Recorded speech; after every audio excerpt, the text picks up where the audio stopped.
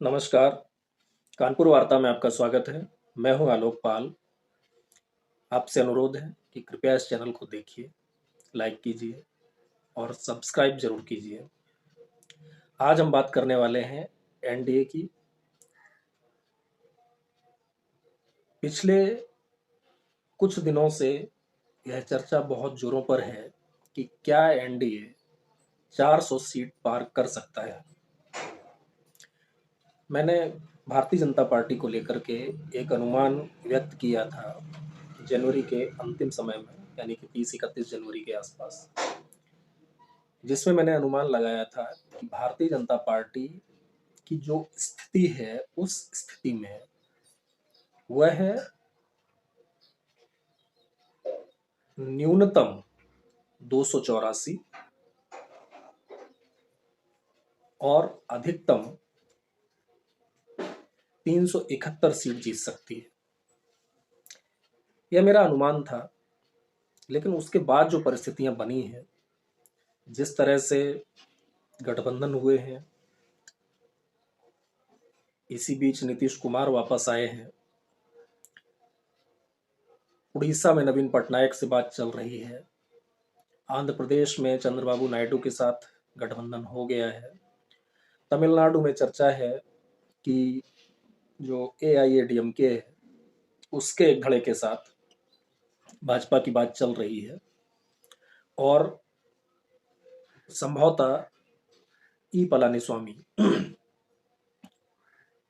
उनके साथ गठबंधन हो सकता है।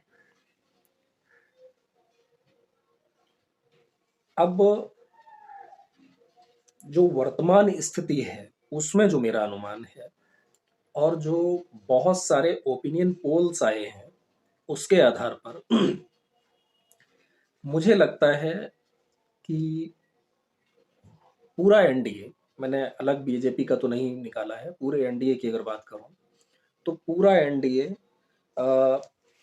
न्यूनतम 330 और अधिकतम 437 सीटें जीत सकता है। अब ये किस राज्य में किस आधार पर मैं बात कह रहा हूं, तो मैं सारे राज्यों की बात करता हूं। आज मैं शुरुआत करता हूं तमिलनाडु से। तमिलनाडु में कुल मिलाकर के 39 सीट्स हैं, जहां पर बीजेपी इस बार काफी मजबूत स्थिति में है। मजबूत स्थिति मतलब अपने आप में मजबूत स्थिति में है, अपने पिछले परफॉर्मेंस को देखते हुए। तो ऐसा अनुमान है कि अगर बीजेपी तमिलनाडु में अकेले भी चुनाव लड़ती है तो मिनिमम 2 सीट्स और संभव है कि 4 या 5 तक सीट वो जीतने में कामयाब हो जाए। लेकिन अगर बीजेपी की इसी स्ट्रेंथ के साथ बीजेपी का अलायंस हो जाता है एआईएडीएमके के किसी भी एक धड़े के साथ में, तो उसकी जो सीटों की संख्या है वह बढ़कर 15 तक पहुंच सकती है। तो मिनिमम 2 और मैक्सिमम 15, यह मेरा अनुमान है। कर्नाटक की अगर बात की जाए तो मैं शुरू से कह रहा हूं कि कर्नाटक में जेडीएस और कांग्रेस का गठबंधन मिल करके मिनिमम 20, यद्यपि मैंने पहले 21 बोला था, लेकिन एक मैं और कम कर देता हूँ, मिनिमम 20 और मैक्सिमम 26 इतनी सीटें कर्नाटक से जीतने की स्थिति में है। और ऐसा जो बहुत सारे ओपिनियन पोल्स आए हैं, लगभग सभी ओपिनियन पोल्स का ऐसा अनुमान है। केरल की अगर बात करें तो केरल में न तो बीजेपी का अभी तक किसी सक्षम पार्टी के साथ कोई गठबंधन हुआ है और न बीजेपी की क्षमता बहुत ज्यादा है। तो हो सकता है कि किसी एक सीट पर उसके हाथ कुछ लग जाए। तो मैं एक सीट की मैक्सिमम उम्मीद करके चल रहा हूं केरल से।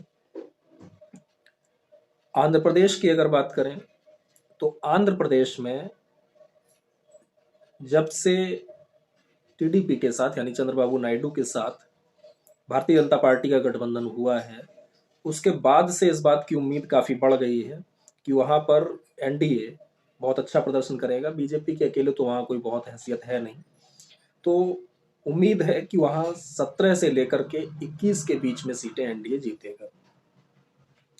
तेलंगाना की बात करें तो तेलंगाना में बीजेपी अपने आप में अकेले बहुत मजबूत है, यानी कि जो वहाँ की 3 प्रमुख पार्टियां हैं, बीआरएस, कांग्रेस और बीजेपी, उन तीनों में बीजेपी लोकसभा चुनाव में शायद सबसे मजबूत है।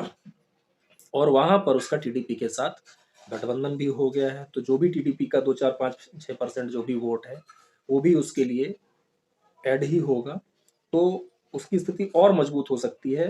यद्यपि मैंने अपने पिछले अनुमान में कोई चेंज नहीं किया है, जो मेरा जनवरी में था वो अब भी है कि मिनिमम 4 सीट और मैक्सिमम 8 सीट तेलंगाना से एनडीए के हिस्से में आएंगी। इसके बाद हम बात कर लेते हैं महाराष्ट्र की। तो महाराष्ट्र का भी वही है कि 30 से लेकर के 42 तक सीटें एनडीए के साथ आ सकती हैं, और ज्यादा संभावना 42 के आसपास ही आने की है। इसके बाद गोवा में आ जाइए। संभावित है कि दोनों सीटें बीजेपी जीत ले, नहीं मिनिमम एक तो जीतेगी ही।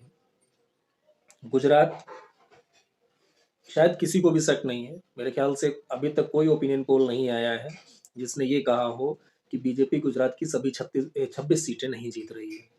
फिर भी मैंने 25 से 26 सीट का अनुमान लिया है, और वही राजस्थान का है कि 24 से 25 सीट। मध्य प्रदेश में कम से कम 27, और उम्मीद तो इस बार ये है कि वो स्वीप कर जाएगी, यानी कि जो एक सीट छिंदवाड़ा वाली थी वह भी इस बार कांग्रेस के हाथ से जाती रहेगी, तो पूरी 29 भी हो सकती हैं।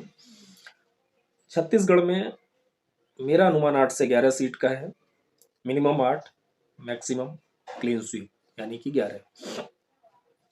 झारखंड में शायद बीजेपी या उसके जो भी एलाइज हैं वो मिलकर के भी वहां पर क्लीन स्वीप नहीं कर पाएंगे, तो वहां पे चूंकि 14 सीटें हैं तो मेरा अनुमान 9 से 12 सीटों के बीच का है कि 9 सीटें कम से कम जीतेंगे और अधिकतम 12। उड़ीसा में जिस तरह से नवीन पटनायक के साथ बातचीत चल रही है, और यदि यह गठबंधन हो जाता है तो उस स्थिति में उड़ीसा में सारी की सारी सीटें जो है वो एनडीए के हिस्से आ जाएंगी, यानी कि पूरी 21। और अगर नहीं भी होता है तो भी उड़ीसा में कम से कम 10 सीटें तो बीजेपी जीतेगी ही जीतेगी। इसके बाद हम बात कर लेते हैं पश्चिम बंगाल की। तो पश्चिम बंगाल में जो न्यूनतम स्थिति है वह बीजेपी की टैली पिछले साल के बराबर ही रहने वाली है, उससे कम नहीं होने वाली है, और अधिकतम यह संख्या 27-28 तक जा सकती है, तो मैंने 27 यहाँ पर लिया हुआ है। असम 14 सीट है, वहां पर 8 से 12 के बीच में सीटें जीतने की संभावना है अकेले बीजेपी के, और मेरे ख्याल से वहां पर उनका किसी बड़ी पार्टी के साथ अलायंस नहीं है, और जो उनका एक पार्टी थी असम स्टूडेंट यूनियन करके, तो उसके साथ अगर उनका गठबंधन होता है तो हो सकता है 1 सीट और ऐड हो जाए, लेकिन वो कुल मिला के 8 से 12 के बीच में ही रहने की संभावना है। फिर आप आ जाइए नॉर्थ ईस्ट में। असम के अलावा जो नॉर्थ ईस्ट के स्टेट बचते हैं उनमें 11 सीटें हैं, तो वहां मेरा अनुमान है कि एनडीए को मिनिमम 5, और हो सकता है कि सारी 11 मिल जाएं, लेकिन मैं 8 तक मान करके चल रहा हूं वहां पर कि 5 से 8 के बीच में सीटें एनडीए के हिस्से में आएंगे। बिहार, बिहार में पार्टियों के तो अपने दावे होते हैं, तो और कुछ ओपिनियन पोल्स के भी दावे हैं, लेकिन मुझे ऐसा लग नहीं रहा कि इस बार की वो 40 के आसपास पहुंच जाएंगे। तो मेरा अनुमान है कि बिहार में बीजेपी की सीटों की संख्या मिनिमम 30 और मैक्सिमम 36 के बीच में रहने वाली है। और उत्तर प्रदेश की अगर बात करें तो उत्तर प्रदेश में भी स्थिति कमोबेश बिहार जैसी ही है कि मिनिमम 65 सीट बीजेपी और उसके अलायंस के हिस्से में आएंगी, और मैक्सिमम ये संख्या 75 तक जा सकती है। दिल्ली में सारी 7 सीटें बीजेपी के हिस्से जाने की पूरी संभावना है। 1 सीट का इफ एंड बट में डाल सकते हैं, तो मिनिमम 6 और मैक्सिमम 7।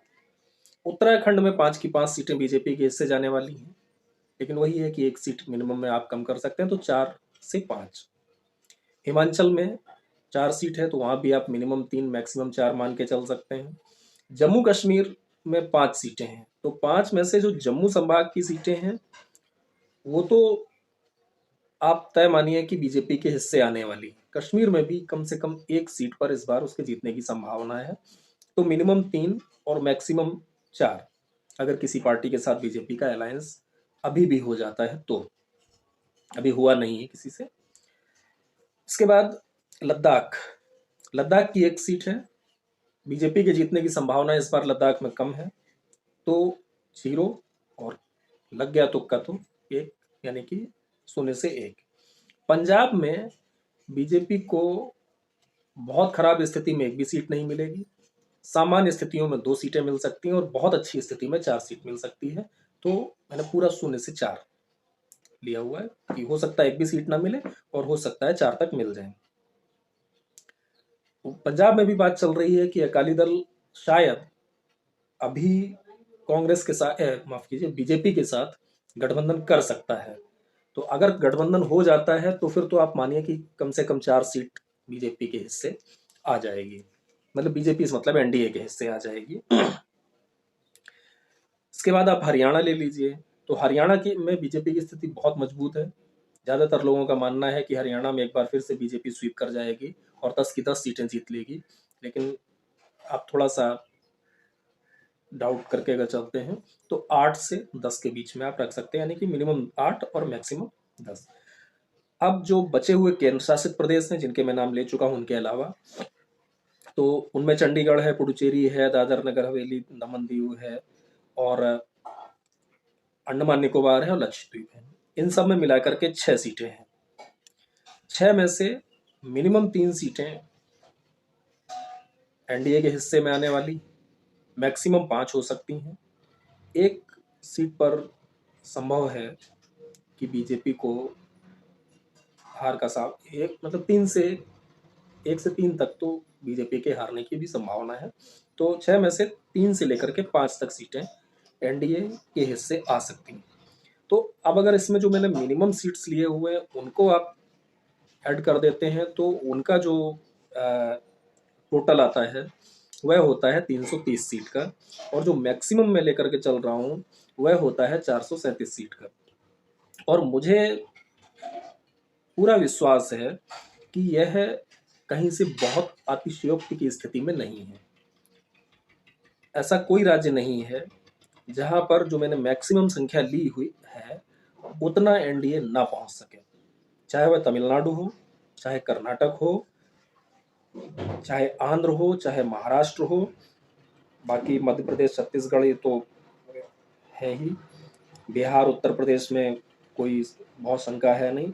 पश्चिम बंगाल की भी स्थिति ऐसी है कि बहुत सारे ओपिनियन पोल्स का मानना है कि पश्चिम बंगाल में इस बार भारतीय जनता पार्टी 25 से ज़्यादा सीटें जीतने वाली है, और मेरा अनुमान पहले भी 27 सीटों तक का था और आज भी है। और मेरा यह भी मानना है कि अगर बीजेपी 27 के आंकड़े को पार कर जाती है, यानी कि 28 या उससे ऊपर सीटें लोकसभा की जीत जाती है, तो अगले साल जो चुनाव होने वाले हैं, अगले साल नहीं बल्कि 2026 में होंगे, तो 26 में जो चुनाव होने वाले हैं पश्चिम बंगाल में, ममता बनर्जी का शासन का अंत भी हो जाएगा यदि 28 या उसके ऊपर सीटें जीतने में बीजेपी कामयाब रही तो। आज की वार्ता में इतना ही। आपसे एक बार फिर अनुरोध है कि कृपया इस चैनल को सब्सक्राइब जरूर कीजिए, कंटेंट ठीक लगे तो शेयर भी कीजिए। बहुत बहुत धन्यवाद। नमस्कार।